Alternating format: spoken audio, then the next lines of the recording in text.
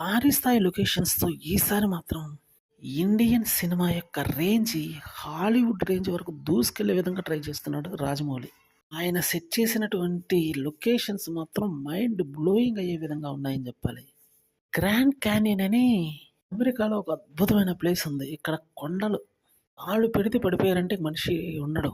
ఇంత అద్భుతమైన ప్రమాదకరమైనటువంటి లోయలను ఆ లోయల్లో కూడా ఏదో ఒక ఫైట్ ఇస్తే బాగుంటుంది అని ఒక థాట్ అయితే వచ్చింది.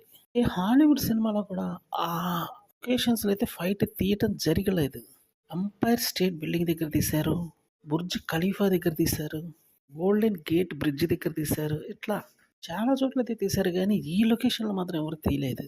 రాజమౌళి తనదైన శైలిలో గాని తెరకెక్కించారంటే ఇక్కడ ఏదో ఒక సన్నివేశం సినిమాకి తిరిగే ఉండదని చెప్పాలి. అట్‌లీస్ట్ 4,000,00,00,000 ఈ మూవీ రాబడితే మాత్రం అది ఒక పెను సంచలనం. ప్రకంపనలు సృష్టించే విధంగా ఉంటుందనే చెప్పాలి. ఇప్పటి వరకు ఉన్నటువంటి సమాచారం ప్రకారం ఈ మూవీకి బడ్జెట్ అయితే 1,200,00,00,000 వినిపిస్తుంది. రాబట్టేది 4,000,00,00,000 వినిపిస్తుంది. మూవీ యొక్క రెగ్యులర్ షూటింగ్ అయితే స్టార్ట్ అవ్వాల్సి ఉంది. పూజా కార్యక్రమాలు జరిగినాయి కాబట్టి ఇక తొందరలో పట్టాలెక్కే అవకాశం గట్టిగా ఉంది. చూడాలి రాజమౌళి ఎట్లా తీస్తాడో.